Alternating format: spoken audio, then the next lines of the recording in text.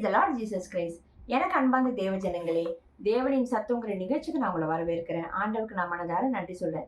கடந்த 5 மாதம் முழுவதும் நம்ம எல்லாரையும் கண்மணி போல பாதுகாத்தார். நீங்க நினைக்கலாம், எவ்வளவு பிரச்சனை இருந்தது, எவ்வளவு போராட்டம் இருந்தது. பிரச்சனை இருந்ததுதான், போராட்டம் இருந்ததுதான். ஆனாலும் நானும் நீங்களும் நம்ம குடும்பமும் கர்த்தருக்குள்ளாக பிழைத்திருக்கிறது அவர் சுத்த கிருபையினால. அவர் பாராட்டின கிருபைக்கு, அவர் சந்தித்த தேவைகளுக்கு, அவர் காமிச்ச தயவுக்கு நம்ம முதலாண்டவுக்கு நன்றி சொல்லுவோம். அதுக்கப்புறம் நம்ம ஆண்டவர் இன்னைக்கு இந்த மாதத்துக்கும் சரி, இன்னைக்கான தேவன் சத்தத்தோட வாக்குத்தத்தை என்னன்னு ஆண்டவர் சொல்றதை நம்ம கேட்போம். கேட்கறது மாத்திரம் இல்ல, அதுக்கு கீழ்ப்படிஞ்சு நம்ம ஒபே பண்ணி நம்ம நடக்கறச்சே அந்த வார்த்தை, அந்த வாக்கு தத்துவம் நமக்குள்ள நிச்சயமா கிரீசியும். வாங்க நம்ம ஒரு சீரியஸ் அப்படி செய்வோம். தகப்பனே, உமக்கு நன்றி செலுத்துக்கிறோம் ராஜா. ஆண்டவர், இந்த காலை வேளையிலும் ஆண்டவர் நீ பாராட்டின கிருபைக்காக நன்றி. இந்த நாளிலும் இந்த மாதத்திலும் துவக்கத்திலும் ஆண்டவர் சமூகத்துக்கு நாங்கள் வந்திருக்கோம். கடந்த 5 மாதம் முழுவதும் ஆண்டவரே, தேவ ஜனங்களுக்கும் ஆண்டவரே, அவர்கள் குடும்பத்திலும் ஆண்டவர் நாங்கள் சந்தித்த ஒவ்வொருத்தருக்கும் ஆண்டவரே, எங்களுக்குள்ளாக எத்தனையோ பிரச்சனைகள், தேவைகள், போராட்டங்கள் இருந்திருக்கலாம். ஆனால் ஆண்டவரே, எங்களோடு கூட இருந்து ஒவ்வொரு தேவையும் சந்தித்தவர், ஒவ்வொரு பிரச்சனையிலையும் ஒவ்வொரு போராட்டத்திலிருந்தும் எங்க கூட இருந்து எங்களை பாதுகாத்து வழி நடத்தி மீட்டு கொண்டு ஆண்டவரே இம்மட்டும் எங்களை ஜீவனோட வைத்திருக்கிறது உங்களுக்கு சுத்த கிருபை ராஜா. இந்த 6வது மாதத்தையும் உங்க கருத்துல ஒப்பு கொடுக்கிறோம் ராஜா. ஆண்டவரே, நீர் உண்மை உள்ளவராய் இருக்கிறீர். நீ சொல்லுகிற வார்த்தை ஆண்டவரே எங்களுக்குள்ள கிரியை செய்ய சொல்லுகிற நாங்களும் கேட்கிற தேவ ஜனங்களும் அவர்கள் குடும்பமும் எங்கள் குடும்பமும் அந்த வார்த்தைக்கு கீழ்ப்படிந்து நடக்கும் போது அந்த வார்த்தை எங்களுக்குள்ள கிரியை செய்த அந்த ஆசீர்வாதத்தை நாங்கள் பெற்றுக்கொள்வோமே. அதற்காக உமக்கு கொடான கொடி ஸ்தோத்திரம். இயேசுவின் நாமத்தினால் ஜெபிக்கிறேன் பிதாவே, ஆமீன் ஆமீன். இன்னைக்கு ஆண்டவர் நம்மளை பார்த்து சொல்ற வார்த்தை இந்த மாதிரி என்னன்னாக்க, என்னோட கூட யோவான் 14வது அதிகாரம் 6வது வசனம் எடுத்துக்கோங்க. அதற்கு இயேசு, நானே வழியும் சத்தியமும் ஜீவனுமாய் இருக்கிறேன், என்னே அல்லாமல் ஒருவனும் பிதாவின் இடத்தில் வரான். ஆமீன். இந்த வசனத்துல பார்த்தீங்கன்னாக்கா அதற்கு இயேசுன்னு இருக்கும். அதற்குனாக்கா he is replying to அவர், யாரோ ஒருத்தர் கேள்வி கேட்டிருக்காங்க, அதுக்கு அவர் பதில் சொல்றாரு. இதுக்கு முன்னாடி பாத்தீங்கன்னா தோமா அவரை பார்த்து கேட்பாரு, ஆண்டவரே நீர் போகிற இடத்தை அறியோமே, வழியை நாங்கள் எப்படி அறிவோம் என்று. நீங்க எங்க போறீங்க எங்களுக்கு தெரியாதே, போறேங்கிறீங்களே, நீங்க எங்க போக போறீங்கன்னு தெரியாதே, அந்த வழி எங்களுக்கு தெரியாதே, எப்படி நாங்க வருவோம். அதுக்கு ஆண்டவர் இயேசு கிறிஸ்து சொல்றார், நான் தான் வழி, நான் தான் சத்தியம், நான் தான் ஜீவன். அதுக்கு அடுத்தது அவர் சொல்றார், என்னாலே அன்றி உங்களால ஒருவரும் பிதாவை கிட்ட, என்னாலே அன்றி ஒருவனும் பிதாவின் இடத்தில் வரான். என்னை தவிர பிதா கிட்ட யாராலையும் வர முடியாது. நான் பிதா கிட்ட போறேன்னு அவர் சொல்லிட்டாரு. சீஷர்களுக்கு அவர் சிலுவையில் அறையப்படத்துக்கு முன்னாடி அவர் எல்லா விஷயத்தையும் சொல்லிட்டு போகிறச்சு. அப்ப தோமா கேட்கிறேன், நீங்க எங்க போறீங்க, நாங்க எப்படி உங்க அந்த வழி, நீங்க எந்த வழியில போவீங்கன்னு தெரியாதே, எங்களுக்கு அங்க வரத்துக்கு வழி தெரியாதே அப்படின்னு. அதுக்குதான் ஆண்டவர் சொல்ல, நான் தான் வழி. வழின்னா என்னன்னாக்க, இப்போ உங்களுக்கு ஒரு ஊருக்கு போகணும், ஒரு இடத்துக்கு போகணும், ஏதாவது ஒரு இதுன்னு வச்சு ஒரு டெஸ்டினேஷன் வச்சுக்கோங்களேன், அந்த டெஸ்டினேஷனுக்கு போற ரூட் தான் அந்த வே. அப்போ இயேசு தான் நம்மளோட டெஸ்டினேஷன். என்ன, நம்ம எல்லாரும் இயேசு கிறிஸ்துவ சொந்த ரட்சகராக ஏற்றுக்கொண்டிருக்கோம். அவர் தான் வழியும் சத்தியம் ஜீவன், அவர் ஒருவரே ரட்சகர். அவரால் அன்றி, இயேசுவின் நாமமே அன்றி வேறு ஒரு நாமம் நமக்கு வானத்தின் கீழும் பூமியின் மேலும் கொடுக்கப்படவே இல்லை ரட்சிப்புக்கு. அவரால் தான் ரட்சிப்பு. ஸோ நம்ம எல்லாம் ரட்சிக்கப்பட்டிருக்கோம். அடுத்தது நம்மளோட கோல் என்ன, ரட்சிக்கப்பட்ட நாம இங்க பூமிக்குரிய வாழ்க்கையிலும் சரி, ஆவிக்குரிய வாழ்க்கையிலும் சரி, இங்க உயிரோடு இருக்கிற நாட்களும் சரி, அவர் வருகையில எடுத்துக்கொள்ளப்பட்டாலும் இல்லை எப்படி இருந்தாலும் நம்ம நித்திய ஜீவன் அடையணும். அதுதானே நம்ம கோல். நித்திய ஜீவன் அடையிறது மாத்திரம் இல்லை, இங்க சாட்சியா நம்ம வாழ்ந்து காமிக்கணும். இங்க எப்படி வாழறோமோ தேவன் நம்ம மகிமைப்பட வாழறச்சேதான் அதுக்கான இதுதான் நம்ம நித்திய ஜீவன் போய் அடைய முடியும். ஸோ அந்த டெஸ்டினேஷனுக்கு போறதுக்கு இயேசு கிறிஸ்து மட்டும்தான் வழி. அடுத்தது அவர் சொல்றாரு பாருங்க, நான் தான்ப்பா வழி. அடுத்தது நானே சத்தியம். சத்தியம்னா என்ன, அது மட்டும்தான் நிஜம். நம்மளோட கர்த்தராகிய ஆண்டவராகிய இயேசு கிறிஸ்துவை தவிர வேற தேவன் இல்லை. பிதா, குமாரன், பரிசுத்த ஆவியானவர், திரியேக தேவன், ஒரே தேவன். ஆனா மூவரமாக இருக்காரு. ஆனா ஒன்ன சப்ஸ்பிரிட்டோட இருக்காங்க. கர்த்தருடைய ஆவி எங்கேயோ அங்க விடுதலை உண்டு. கர்த்தரே ஆவியானவர் இருக்கு. ஸோ இந்த சத்தியத்தை நம்ம நம்புறோம் இல்ல, இந்த வேதத்துல போட்டிருக்கிறது என்னவோ அதெல்லாம் தான் சத்தியம்.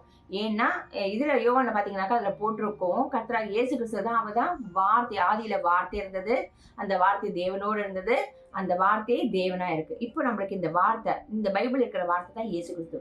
ஸோ அவர் தேவனா இருக்கார், அவர் மட்டும்தான் சத்தியம். நமக்கு சத்தியங்கள் இந்த வேத வசனம் தான். ஸோ இதை தான் நம்ம நம்பணும். எது சத்தியமோ அதுதானே நம்ம செய்யணும், அதுதானே நம்பணும். ஸோ இயேசுவை தான் நம்பணும். இந்த பைபிளை கொடுத்துருக்கிற வார்த்தையின்படி நம்ம வாழ்க்கை வாழணும். அப்படிதான் நம்ம நடக்கணும். அடுத்தது அவர் சொல்ற, நானே ஜீவன். ஜீவன்னா ஒரு உடம்புல உயிர் இல்லைன்னாக்க அது ஜீவனே இல்லை. ஒரு மரம் செடி கூட பாருங்களேன், ஜீவனே இல்லாம இருக்கே, செத்து போற மாதிரி இருக்கேன்னு. யாருக்குள்ள இப்ப நம்ம எல்லாருமே நம்ம ரட்சிக்கப்பட்டவங்க, இதை பாக்குறவங்க. சில பேர் ரட்சிக்கப்படாத இருப்பாங்க, அவங்க தெரிஞ்சுக்கிறதுக்காக சொல்றேன். ஒரு மரம் செடி கொடி பாக்கறச்சே கூட அது செத்து போற நிலைமையில இருக்கிறச்சு அது உயிரோட தான் இருக்கும். அது ஃபுல்லா பட்டு போல காஞ்சி போல, ஆனா ஜீவன் இல்லாம இருக்கும். சில மனுஷங்களை பார்த்தாக்கா சொல்லுவாங்கல்ல, என்னப்பா நல்லா தான் இருக்க எல்லாருக்கான ஜீவனே இல்லாம இருக்க, ஏன் ஒரு மாதிரியா இருக்க அப்படிங்கறச்சே, அந்த இடத்துல இயேசு கிறிஸ்து நமக்குள்ள இருக்கறச்சே தான் அந்த ஜீவன், அவருடைய நான் ஜீவன் உண்டாயிருக்க பரிபூர்ணப்பட ரட்சிக்கப்பட வந்தேன், திருடன் அழிக்கவும் கொல்லவும் திருடவும் வந்தான், ஆனா நானும் ஜீவன் உண்டாயிருக்க, அது ரட்சிக்கப்பட, அது பரிபூர்ணப்பட வந்தேன். சோ அந்த ஜீவனோட இருக்கணும். நம்ம இங்க வாழற வாழ்க்கையிலும் ஜீவனோட இருக்கணும். நம்ம மரித்தப்புறமும் நமக்கு ஒரு நித்திய ஜீவன் உண்டு. அந்த ஜீவன் இயேசு கிறிஸ்துக்கு மட்டும்தான். சோ அதுதான் அவர் சொல்றாரு, நான் தான் வழி, பிதா கிட்ட போறதுக்கும் நீங்க எட்டர்னல் லைஃப் வரதுக்கும் நான் தான் வழி, நான் தான் சத்தியம். பூமியில எப்படி வாழணும், எப்படி வாழக்கூடாது, என்ன செய்யணும், என்ன செய்யக்கூடாதுன்னு இந்த வேதத்துல போட்டிருக்கு. சத்தியம் நான் தான். கர்த்தராகிய ஆண்டவராகிய இயேசு கிறிஸ்து மட்டும்தான் ரட்சிப்பு உண்டு. அதுதான் சத்தியம். ஜீவன், நம்ம எல்லாரும் பாவம் செஞ்சவங்க தான்.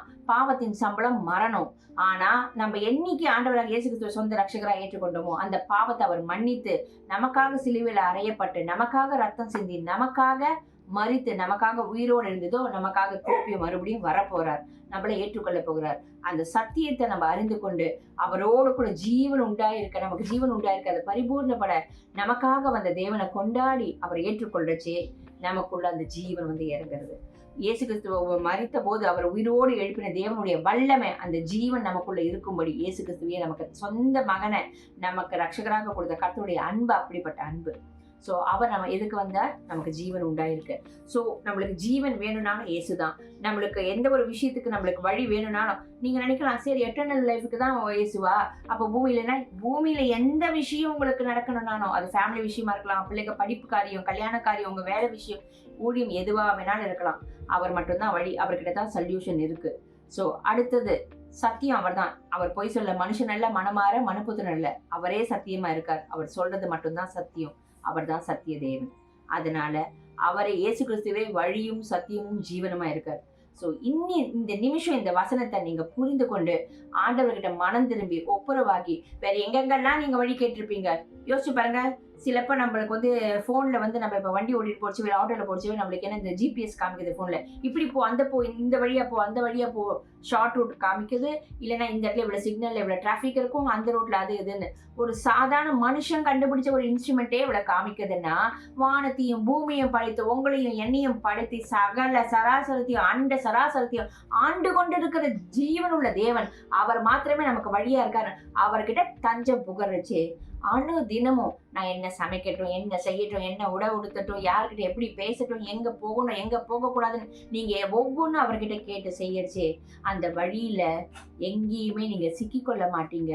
அந்த வழியில எந்த இடத்துலயும் பாவத்துல விழ மாட்டீங்க. ஏன்னா அந்த வழி சத்தியமா இருக்கு, அந்த வழி ஜீவன் உண்டாயிருக்கும்படி இருக்கு. உங்களை மரணத்துக்கு எதுவா தள்ளுறதுக்கு இல்ல, மரணத்திலேருந்து மீட்டு எடுக்கிறதுக்காக வந்த வழியும் சத்தியம் ஜீவனும் நம்ம இயேசு கிறிஸ்து. ஓகேவா? ஸோ இந்த வசனத்தை உரிமை பாராட்டுங்க, அவர்கிட்ட மனம் திரும்புங்க.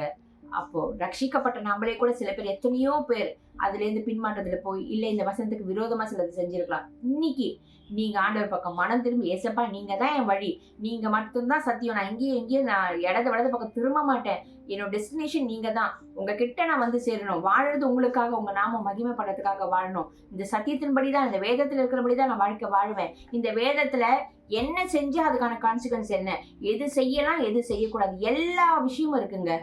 வாலிப இதுல ஆரம்பிச்சு சின்ன குழந்தைங்க, கல்யாணம் ஆனவங்க, வயசானவங்க, படிக்க வேண்டிய விஷயம், வேலைக்குரிய விஷயம், ஊழியத்துக்கான விஷயம், வியாதி மாதிரி எல்லா பிசினஸ், எல்லா விஷயமும் இந்த வேதத்துல இருக்கு. இந்த வேதத்துல இல்லாத விஷயமே ஒண்ணுமே கிடையாது. ஸோ எதுவா இருந்தாலும் இந்த சத்திய வசனத்தை கவனிங்க, ஆண்டவரை விசுவாசி அதன்படி கீழ்ப்படிந்து நடக்க ஒப்பு கொடுங்க.